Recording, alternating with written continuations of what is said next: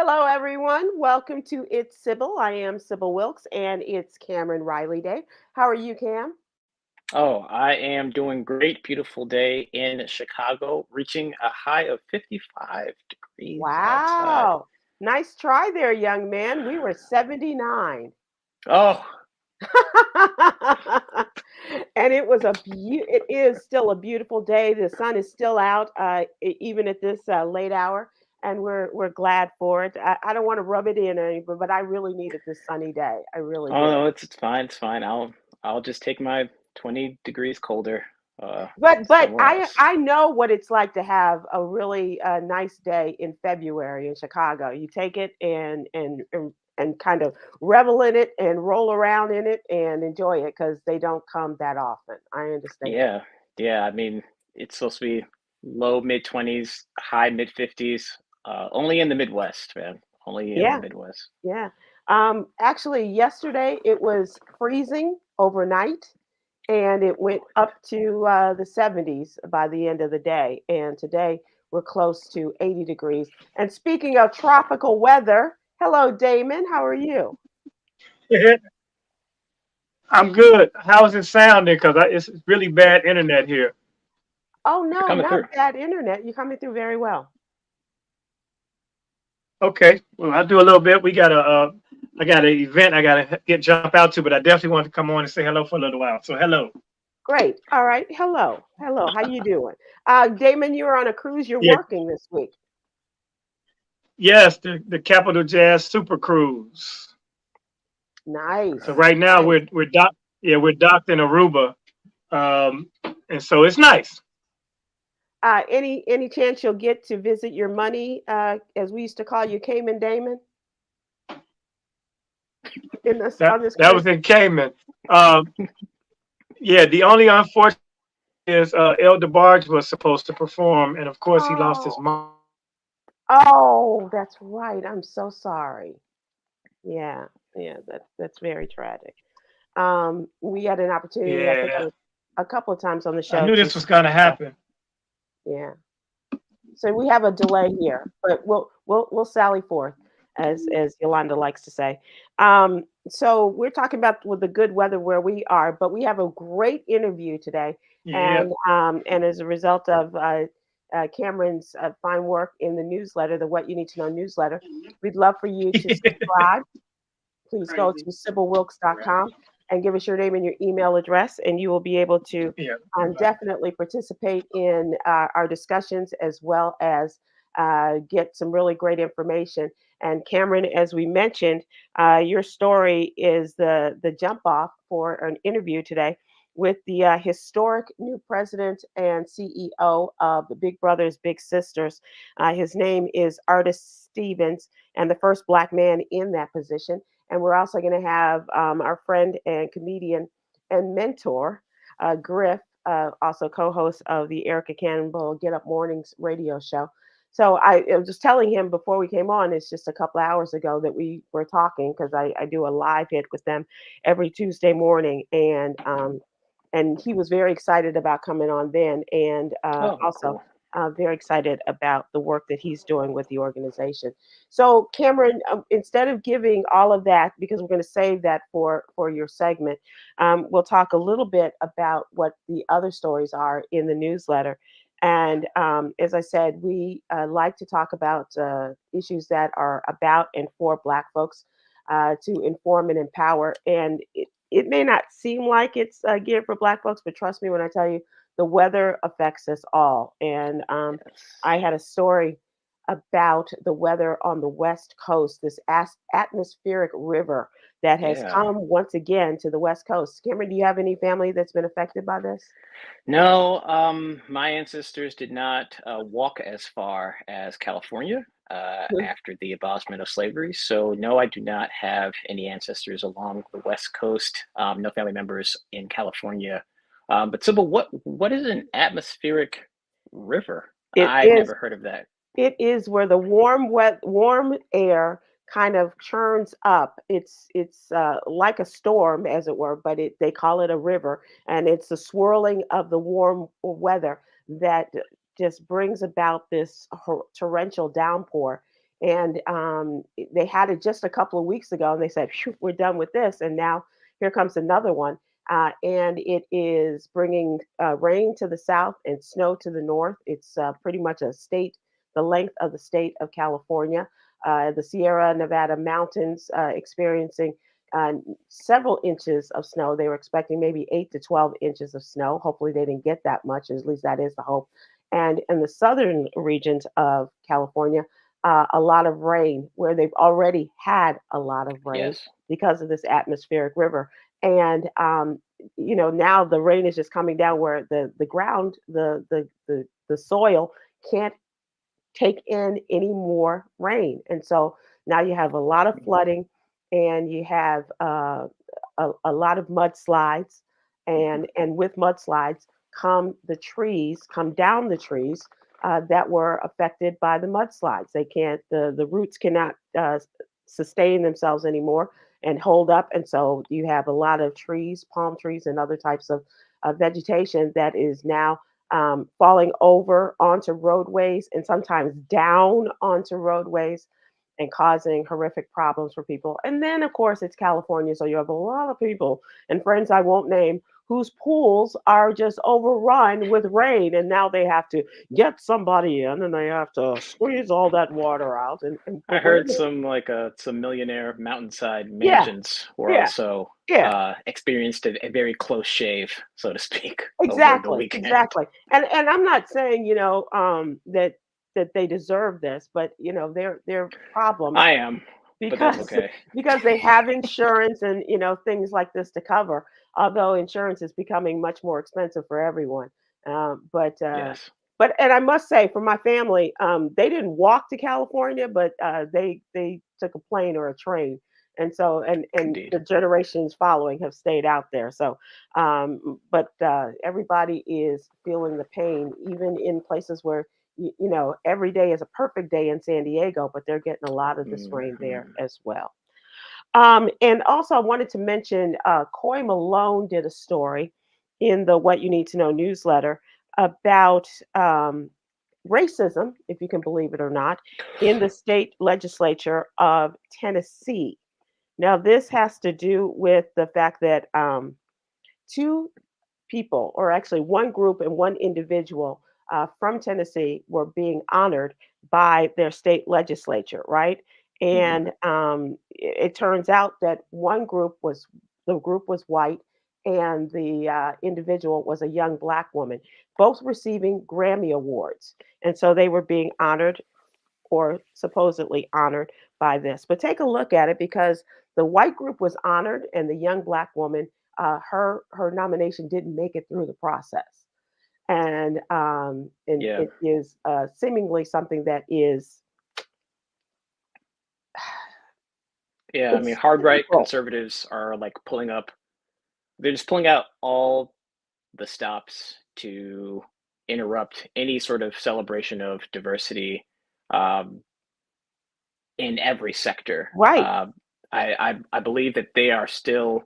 I believe that a group of Black women philanthropists who exclusively fund Black women-owned businesses are locked in a battle at the Supreme Court level Yep. to this day because their their congressional representatives say that a Black exclusive um, Where you're a only helping black businesses right is against the illegal Constitution. now. Right. Yeah, ridiculous. But that is also where the Tennessee Three was born. Two young black representatives and one white woman, Right. as they were trying to fight for gun control in the wake of the shooting at a grammar school in Tennessee last year. And the two black men were expelled from the state legislature. The white woman Right. sustained the Yeah. vote.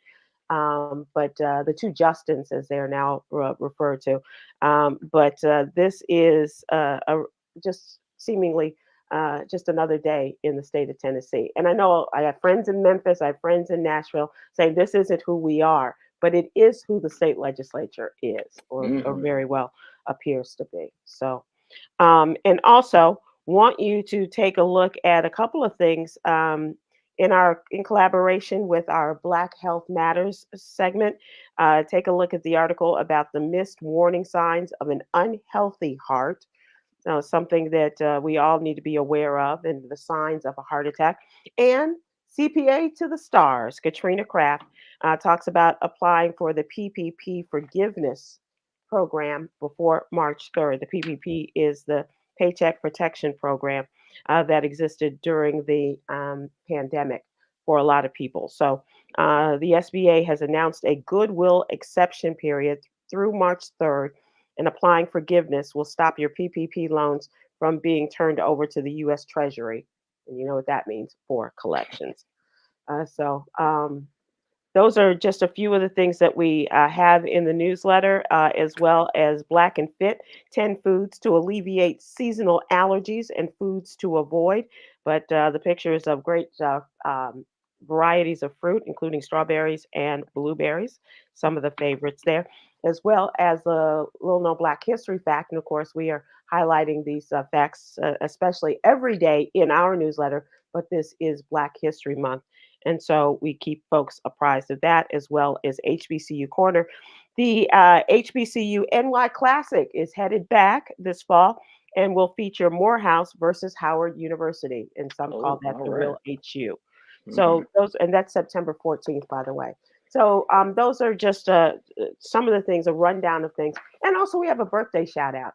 So if you have a birthday and you'd like to be included, let us know as you sign up for your subscription to the What You Need to Know newsletter.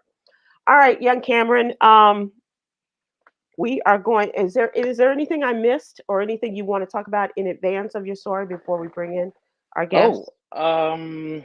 No, just we have a new first Black president of Right. Big Brothers Big Sisters of America. The preeminent one-to-one youth mentoring organization. His name is Artis Stevens, Brunswick, Georgia native. All right, he won't let you forget it. And we are so proud to have him on the show to talk about how he is changing the game with calling on Black men everywhere to mentor young Black men across America. Artis, we're so glad to have you with us. Thank you so much for joining us on the It's Sybil show. How are you? Welcome, Mr. President. Thank you. It's great to be on with y'all. Thank you for inviting me on. Well, thank you for the great work you're doing. I appreciate it. It's as you all know, there's a lot out in our community to do, and it takes missions like these and people like yourself raising awareness for it. So I appreciate you all for the platform. Artis, can you you have recently penned a letter to all Black men across the country. Can you tell us about the contents of that letter and what exactly you are charging us to do as Black men? Yeah, thank you, Khameron, for that question. Here's what I'll say, bottom line. A lot of times when we talk about mentorship in this country, particularly for Black men and Black boys, Big Brothers Big Sisters, largest youth mentoring organization in the country, we have 30,000 kids right now on our waiting list. 30,000. Waiting list. 30,000, Sybil. 30,000 on our waiting list. Most of those kids are boys, and most of them are Black boys. But here's the thing. A lot of times when we talk about the need, we talk about it in the deficit way. Like, we're not doing this, and we're not doing that. And that's not the letter to your question. The letter is, Black men have always stepped to the challenge. And I want to dispel those types of things when we're talking about what the need and what the opportunity. This is not about like a fatherless home and these types of things. This is the idea that we have all this richness in our community. I was raised by a group of Black men in a community, in a village of Black men. And I know the richness that they bring in. This is a charge to the value, the richness of who we are, what Black men have always done in communities, and trying to attract them into this community of Big Brothers, Big Sisters, because we need their expertise, their value. And I'm really inspired because we've had a lot of advocates and supporters who joined me in this effort to ensure that we're raising the awareness of those 30,000 kids, but also the power of mentorship in our community and being legacy setters. Oh, great. Yeah. And in your letter, you had quoted liberation theologian Howard Thurman, of whom I am a big fan. A lot of people don't know that Howard Thurman was a mentor to the Reverend Dr. Martin Luther King Jr. Martin Luther King held Howard Thurman in very high esteem. He carried his books with him everywhere that he went. I believe that all Black men have something to offer the next generation. It's really how you pay it backward and pave it forward. And you had mentioned that Black men across the country have been answering this call for mentorship in the form of your Game Changers initiative. Can you tell us about what's going on with the Game Changers? Yeah, it's essentially a group of men that we galvanize to essentially say, hey, you've been game changing icons, mentors in your lives. How can we create game changing experiences for young people? Here's what we know, right? We know that for our community, a lot of times it is young people having the opportunity to have access, right? It's a question of access and opportunity. So if you can see it, you can be it, right? Yep. So many times in our community, that's how I grew up. I'm the first, like many of us, first in my family to go to college and graduate. But it was because I saw a group of Black men who was also doing it, and it gave me a pathway to do it.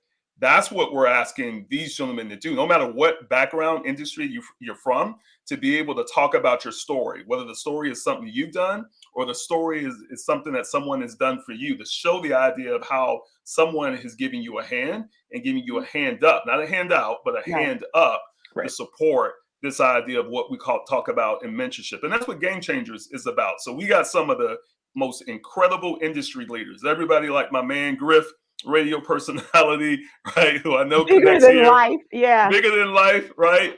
To university presidents, to Damon John, CEOs of companies. Like, they are every aspect of society, because that's who we are. What we didn't want to show is one aspect, because in our community, we have so much diversity just in who we are. And that's the whole idea of Game Changers, to create these game-changing type of experiences so kids can see the diversity of what they can become if they walk the path and have that type of mentorship in their lives.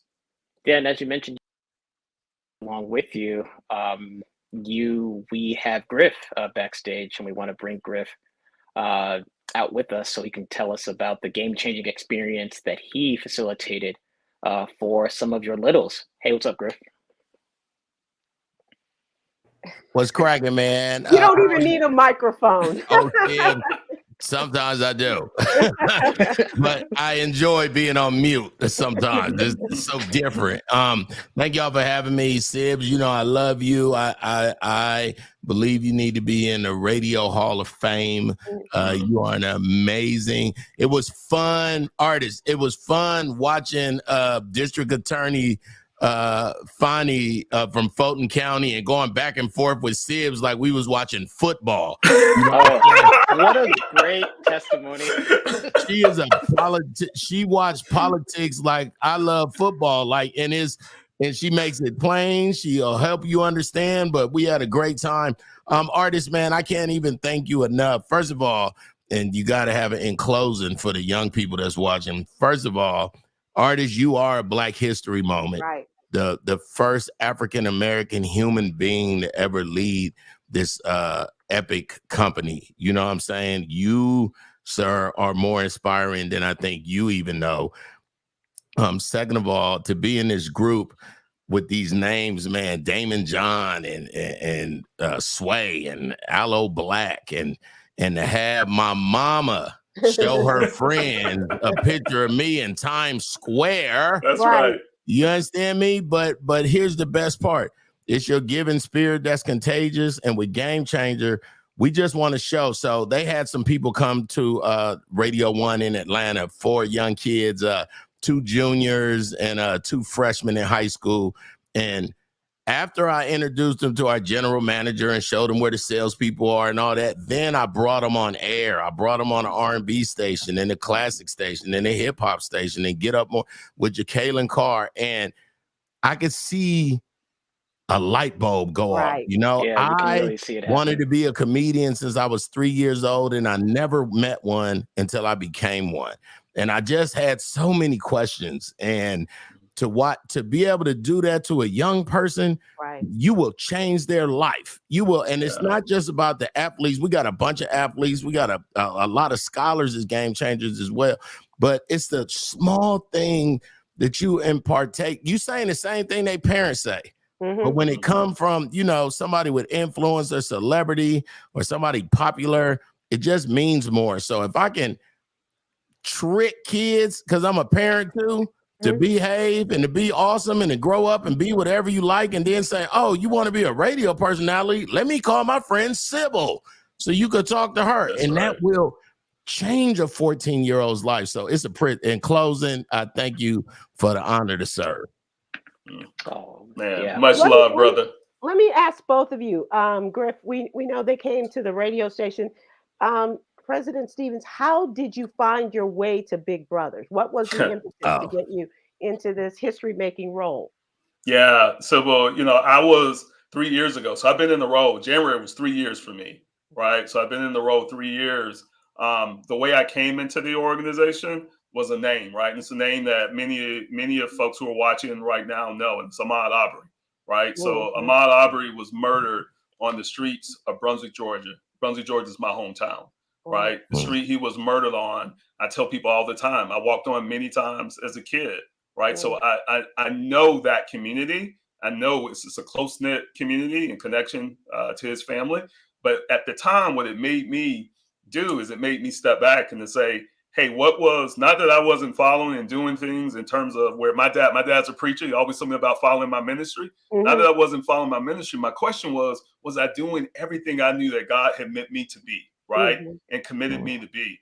And it was that moment that crystallized for us that said, I had something to do. I didn't know what it was at the time, like many of us sometimes. Right. But it was about 3 weeks later that Big Brothers Big Sisters reached out to me about this opportunity. And when I saw it, I knew it, right? I knew it was like looking in the mirror. I saw myself in these kids. I saw myself in this community. I saw myself in this role. And I knew this role was meant for me. Wow. That's powerful. Yeah, it really is. And if I may, this is an outing that you may want to take your littles to, as you refer to them, the young people. Griff has a one-man show in which he tells his story and not only shares it with adults, but it is this powerful story that everybody needs to hear. When I saw it when he performed it here in Dallas Fort Worth, I was blown away by it. And Griff too has a powerful testimony, and I think all of you gentlemen do. But he put it into words and in a stage performance, and it's just awesome. It's just awesome. So if I can just encourage anyone to listen to Griff and also to find out more about the stories of the people who are involved in your program. I don't know if y'all can do it on your side, but let me thank you, Sis. Actually, Sybil and I have so much respect for each other. She's a mentor to me, and she don't even know it.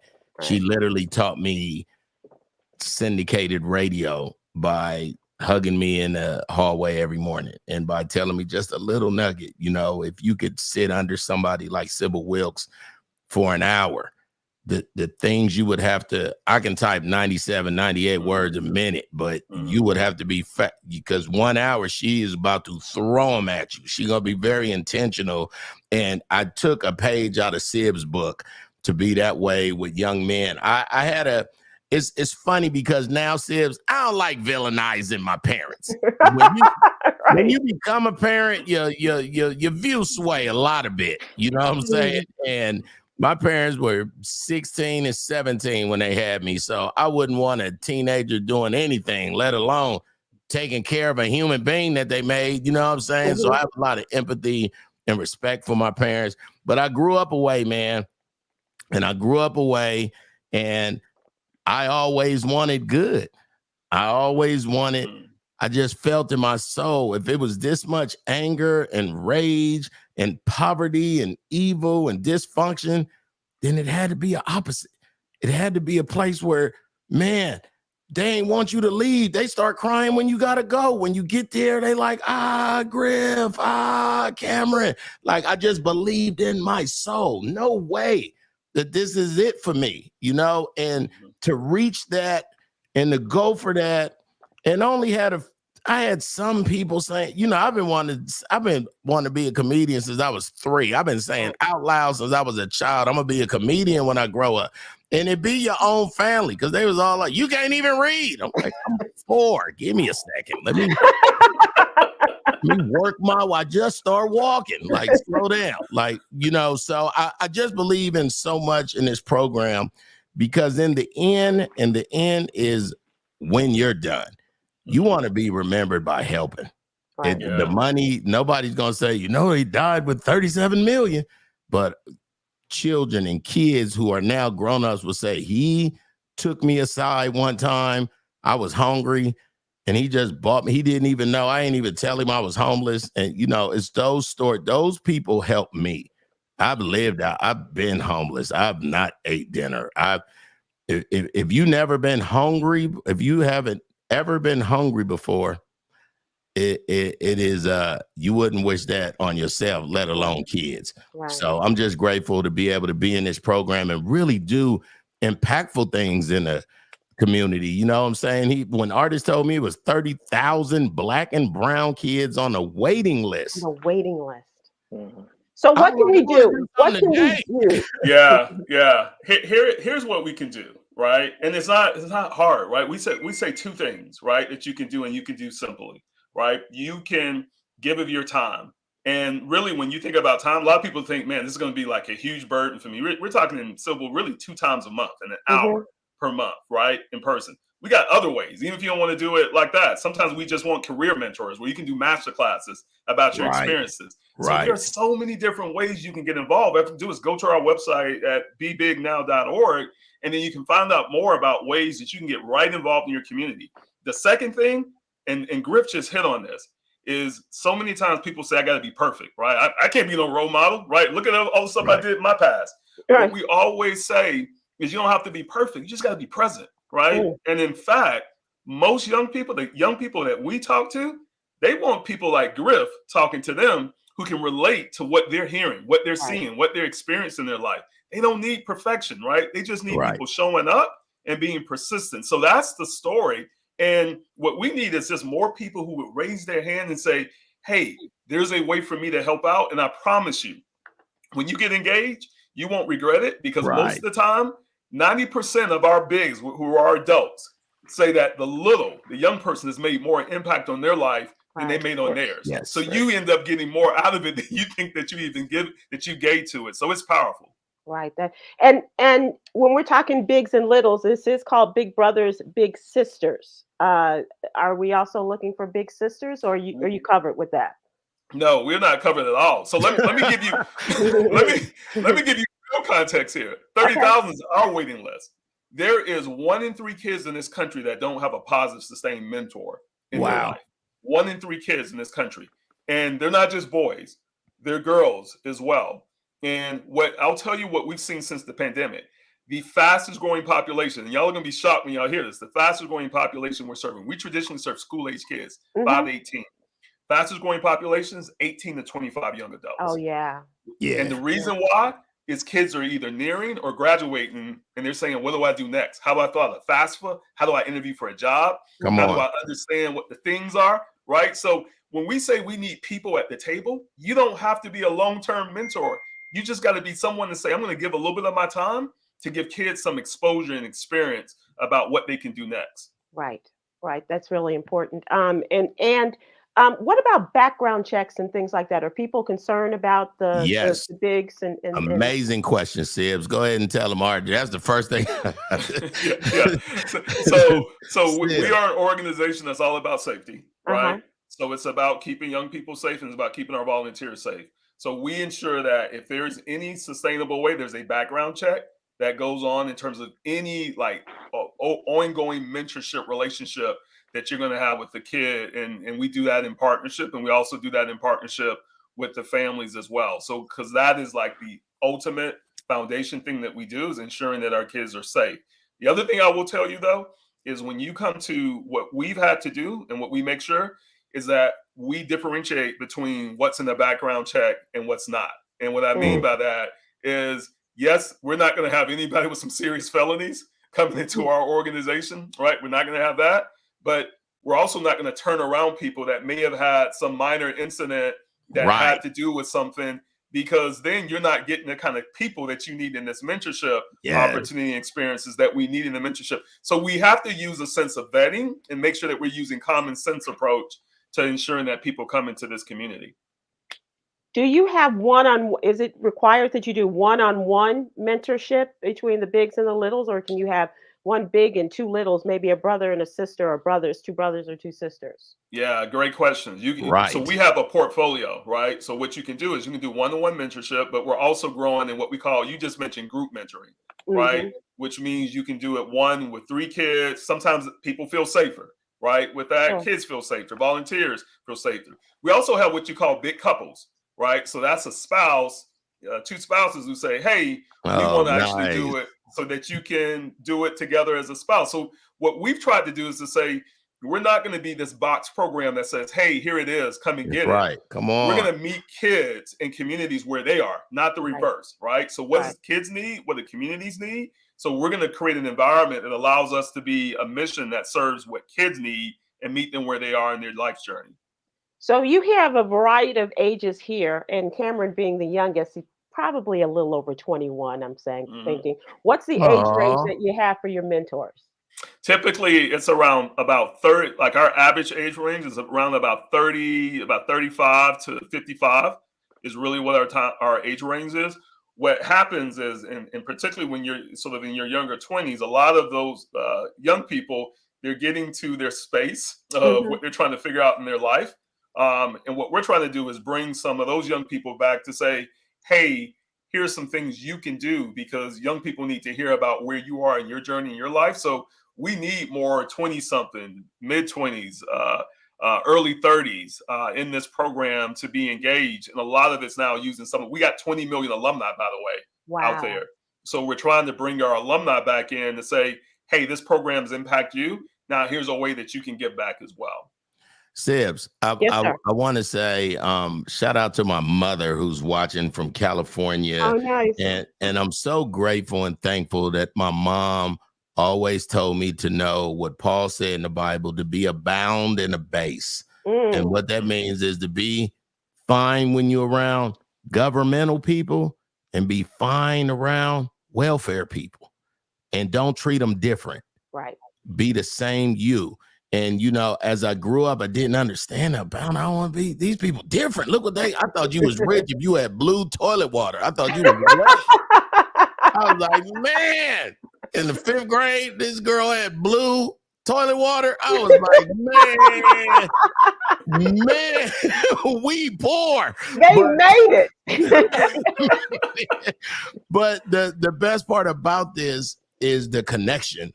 It was so amazing taking the littles that came in the group with me, who were also with about 4 bigs as well. I actually like it that way, to have other chaperones and a group of people. Not only can you do a lot at one time, but then I feel like it would be our word against their word, and you got other grown folks. So I love how they did that. Thank you to Big Brother, Big Sister, Metro Atlanta. But when I took my littles to the general manager, who I surprised, hey, I got some people here that want to talk to you, but he leave his door open for that. Right. And he said, I've had a little for the last 6 years. I was like, we didn't go over that. Right. You know what I'm saying? And he did say, he's changed me and my wife's life. Like, you know, so I like to do a bunch. So if I could do 300-400 kids and just chop it up with them for an hour, and then, you know, have little breakout workbook type of, not classy, not anything that would make them feel I don't like school, but to really make you think, to make you better. What we go over today in 90 minutes, it's going to be life-changing. I brought some friends with me. You know what I'm saying? Like, if the internet went off, only me and Sybil still reading books. I was in Barnes and Noble the other day, just like it was the Aldi's. I was like, I don't even know what I want in here. I just love authors so much. Here's a quarter. Here's a quarter. Here's a quarter. That's an Aldi inside joke. Right. I'm Get so those grateful again. I'm so grateful, artists, that you would pick me, man, that you would see what I was doing in the community and say, Griff, I got something for you. Like, he's been telling me I've known him from Atlanta, a different organization, but for the last 2 years, he's been like, Griff, I got something. And then when it all came together, and shout out to Byron, who worked with Roz the whole time to make it, man, I'm so excited because then I want to help kids. I want to help kids that never, I just want to take poor kids on field trips. Like, hey, let's get in a school bus and let's go see how they make Michelin tires today. You know what I'm saying? Like, that's why my organization is called the Process Success Foundation, because if you can show the kid a process of a tire being made from when the rubber is heated and it goes into a mold, and then they got, depending on what tire it is, they got the different molds. Every time they see a tire for the rest of their life, they're going to be able to tell their kids and their grandkids, you know, when they made that, they got knowledge is everything. Knowledge is everything. And I'm going to South Africa, Sibs, for the 36th time next month. And Griff goes to South Africa the way most of us go to the grocery store. I'm just saying. I mean, grocery store is strong. Give me a Walmart. Let's be specific. Target. You know how when you be at Target, I'll be at Joburg. But what I've understood in the last 15 years coming this April since I've been going is that knowledge. They've been so wrong about African Americans the same way we've been wrong about our brothers and sisters in Africa. So I enjoy the community. I enjoy the culture and learning. And I was going. I'm going to ask you to hold on because we have just a small lot of time. That was my music. Fresh air. Okay, shout out to my daddy. Thank y'all. Somebody. We have a small amount of time with President Artis Stevens. So I want to thank you, sir, for joining us. I think you have a tremendous story and a great ministry. And thank you for coming on and sharing it with us. One more time, how people can get in touch and who want to be a part of your great mentoring organization, Big Brothers, Big Sisters. Yeah, thank you, Sybil. It's go to bebignow.org, and then put in your zip code. You'll find the closest Big Brothers, Big Sisters near you, and get involved. And we would love to have you. All right. Thank y'all for having me on again. Thank you so much, and good luck to you. All right, y'all take care now. We're coming to Brunswick, get some of that good seafood. Well, maybe one of us is. So thank you so much, Griff. You're going to stick around as we talk about trending topics today. To hang out with you, Sybil, is I get to tell my kid, I used to work with her all the time. That's what she's my friend in real life. I know Yogi. And Khameron, I don't know if you do know this, but Griff is a tremendous co-host of Get Up Mornings with Erica Campbell, and he is a font of information, but he's very, very numbers and date oriented. Like he can tell you. I'm on a spectrum. Yeah. I've realized about in the last year and a half, I probably was autistic growing up, but my parents wouldn't let me.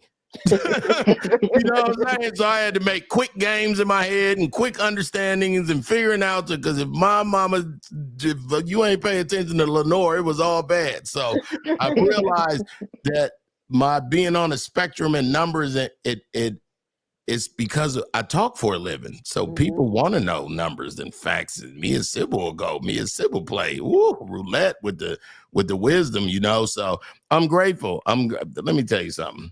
I wear an autism little puzzle piece. I don't need to have a doctor tell me. I know. Okay.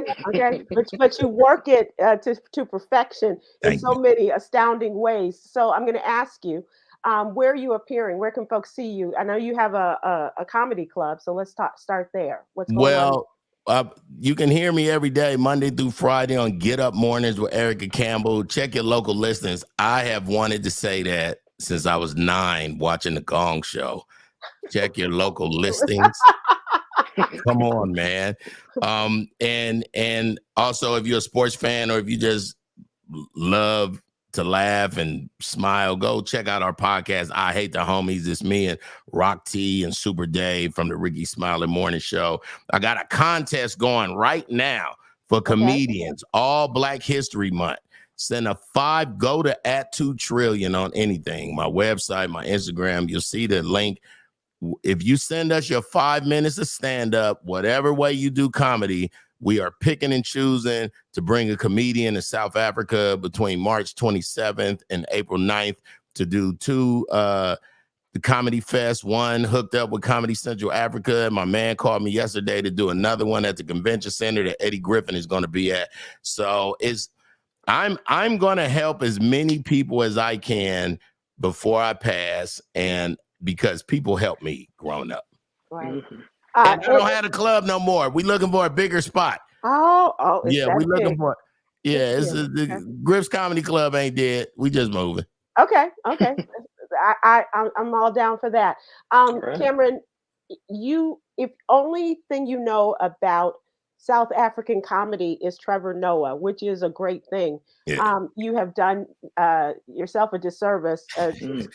because Griff has like, it's almost like a closet where your friends are just hanging out.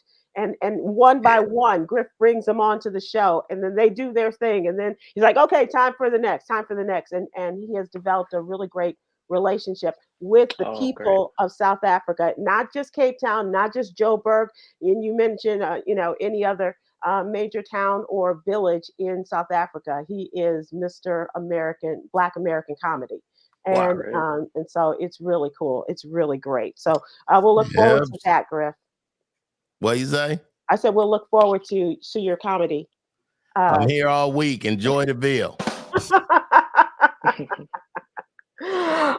So I don't know if you all heard today that Missouri prosecutors announced that they have 2 adults that have been charged in the murder that followed last week's Super Bowl victory parade in Kansas City. Yeah. Mhm. Yeah.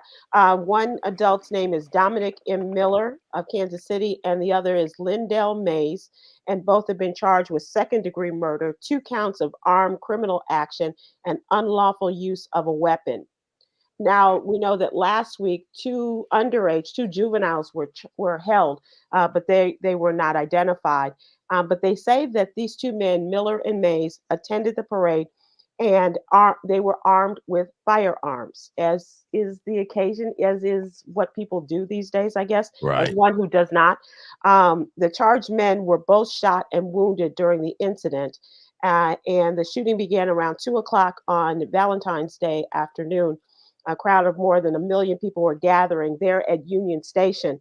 And they say Mays was in a verbal argument with another person with whom he had no prior connection. So it might have been, a jostle or something in that regard. And the argument quickly escalated, and Mays drew his gun. And just as he did this, and I can see this as they're describing it, this man drew his gun, and then several people around them all drew their guns too. Right. Welcome to Missouri. Okay. It's a horrible. I found out the lady that died was a Latin DJ. Yeah. Morning show. The whole city knew her and loved her. She was a chief fan. And her adult son also was shot. But he survived. A horrible situation. And how classy are the Kansas City Chiefs and Kelsey, Travis Kelsey and Patrick Mahomes. I'm sending condolences to the fans and the people that were out there. They were there to celebrate the perennial Super Bowl victories, and here's this. But I don't know. Is Missouri a hold state? I'm not, like Texas and Georgia. I'm not sure. I'm but not you're supposed sure to leave your firearm in your car if you go to you would football, think to a stadium. That's what you most would think. But that's the craziness that now exists in this gun culture, right? Yeah. And so, Khameron, I don't know if you have any more information or if you've done any background on this, but it's a sad situation, and there was some kind of pushback from people as Travis Kelsey was Mahomes and others were partying after this took place. They went to a dinner afterwards and was like, "Oh, how do you do this?" I don't know that we have any place for judgment in this. How people, they did look after the people. They were celebrating their 2nd Super Bowl. They had a party plan for this. Don't have nothing. You can give I done not been to a funeral a bunch of times and left my condolences. I'm not a fan of funerals. I'm an empath. I don't like bad news. So yes, I am actually about to go celebrate 20 weeks of working hard and being dedicated and having little offense and still winning the Super Bowl from this young man that's only 28 years old. Does anybody understand? He ain't even good yet. He a little boy, just man. That's true. Khameron, have you had any conversation with people about this? Oh, not much, but I do know that the talk from like gun owners has always been, oh, it's not guns that kill people, it's irresponsible gun ownership that kills people. And this argument has just been proven invalid time and time again. You have a bunch of men who for some reason feel entitled to bring their gun to a massive gathering that was supposed to be a happy gathering.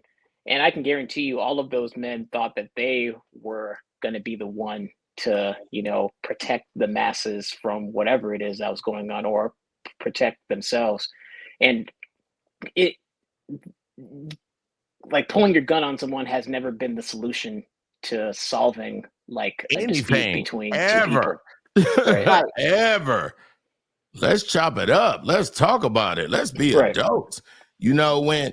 And that goes to lack of mentoring at the house, because you're an emotional person. You have no one told you to calm down and relax and think about, you didn't have a leader in your house, because a leader would have told you to treat everybody like it was your mama and your brothers and sisters, and you would have had no need. We are going to go celebrate our team win. I don't need my pistol. Right. I am a gun holder. I never bring it out on me. I did take the license and the test and everything. I'm a veteran of the United States Army.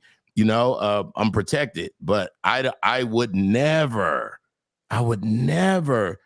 I know how to talk. I'm blessed with words. I would never pull a pistol out on anyone, ever. And I thank God that I'd be like, Lord, build a fence around me and put barbed wire at the top in my prayer.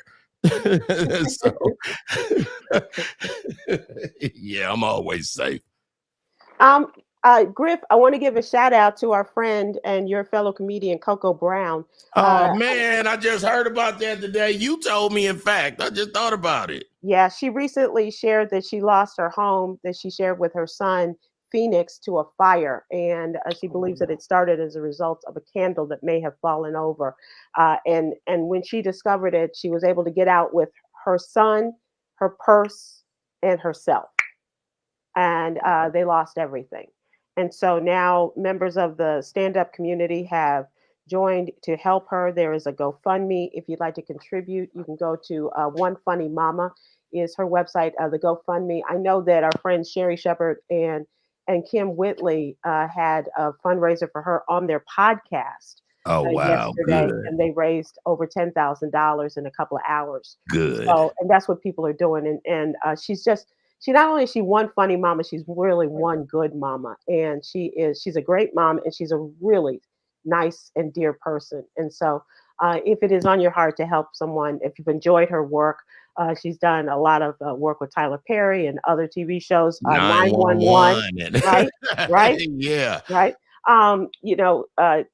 What you can, donate to help her and her son get everything will count. $5, $10. When I saw Byron Allen put some money on there for, and she's so responsible, and she's such a busy and hardworking. She moved to Atlanta from LA because she was able to purchase something, and when you told me this morning, it broke my heart.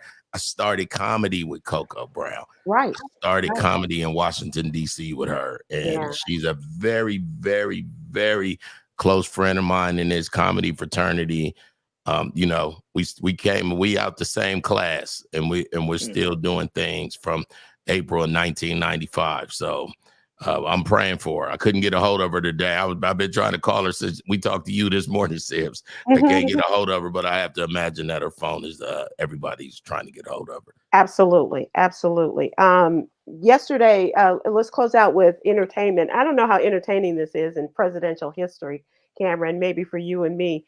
But this is, we just had President's Day yesterday, and they released a survey that indicates a large gap between the guys that are hoping to stay in the White House and the guy that wants to get back to the White House. The 2024 edition of the Presidential Greatness Project Expert Survey has President Joe Biden in 14th place, just ahead of Woodrow Wilson and Ronald Reagan. So, yeah, interesting mix right there, and all about the same age too. And Donald Trump comes in. Yolanda, that's what we need. We need sound effects. Donald Trump comes in dead last. He really is 45.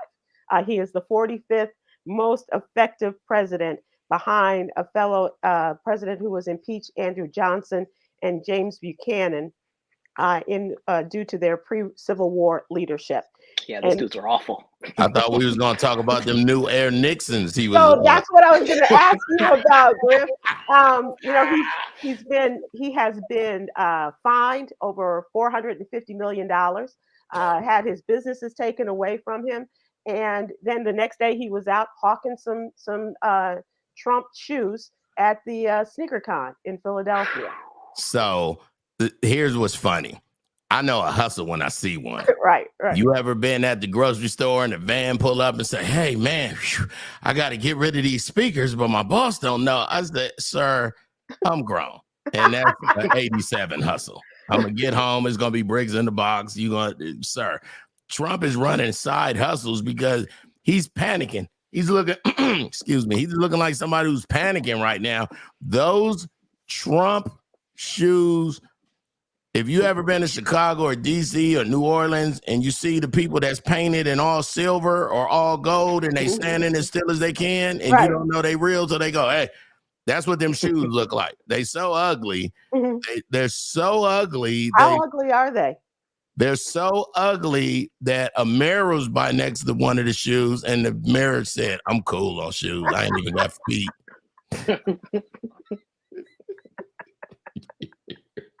Hold on. I got that. Ting. He's got a million of them, and he'll be here all week, ladies and gentlemen. Enjoy the veal. I love that. Cameron, do you know what that means, Cameron? Enjoy the veal. Isn't veal like veal is just veal? No, veal is just veal.